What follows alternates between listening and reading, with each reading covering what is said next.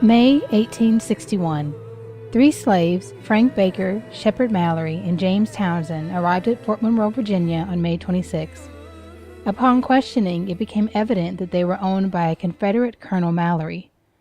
Mallory's plan was to transport them to Carolina to take part in military operations. The slaves therefore decided to flee to Fort Monroe. General Benjamin Butler faced a crucial question of slavery and the war: what to do with runaway slaves. A correspondent for the Boston Journal wrote, "Yesterday morning, 3 Negroes came to the picket guard and gave themselves up. General Butler concluded that the property was contraband of war, seized upon it, and turned it over to the quartermaster's department, where labor is much wanted."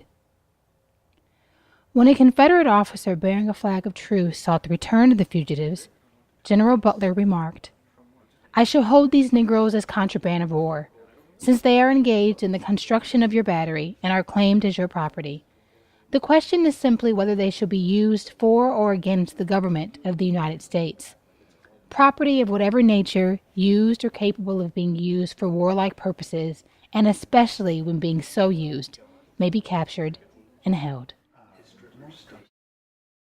In 1793, Congress passed its first Fugitive Slave Act, making it a federal crime to assist fleeing slaves. It also authorized slaveholders to pursue runaway slaves across state lines. This act reinforced Article 4, Section 2, Paragraph 3 of the U.S. Constitution, which required that runaways should be returned to their owners on demand. Congress passed the Fugitive Slave Law of 1850, which required U.S. Marshals and deputies to help slave owners capture their property and fine them if they refused. One Southern politician stated that the Fugitive Slave Law was the only measure of the compromise calculated to secure the rights of the South. Consequently, the only safe refuge for runaway slaves became outside of the U.S., primarily in Canada. However, the Fugitive Slave Law did little to stem the flow of runaway slaves. Fort Monroe became a major attraction for runaway slaves throughout the region. Talk among slaves pointed out that Fort Monroe was a place of safety. By August 1861, Congress passed the first Confiscation Act, which allowed the seizure of all property, including slaves used by the Confederate military. By February 1862, less than a year after the war was declared, the fugitive population at Fort Monroe had tripled. General Butler's strategic decision served as a motto and led to President Lincoln's endorsing it as a legitimate tactic of war. Contrabands labored on fortifications, loaded and unloaded boats, and performed other work required by the Union Army.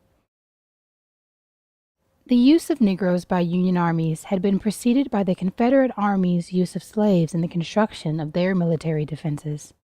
Colonel John Eaton, Jr. of the 63rd U.S. Colored Troops established special contraband camp areas, organized the slaves as military laborers, and fixed wages. For many slaves, this was the first time in their lives that they received payment for their labor. In May 1861, Harriet Tubman, African-American abolitionist and conductor on the Underground Railroad, arrived at encampments near Fort Monroe. She viewed the flight of runaway slaves from the Confederacy as the rising of a race. She welcomed the inflow of slaves while taking on the tasks of cook, laundress, and nurse.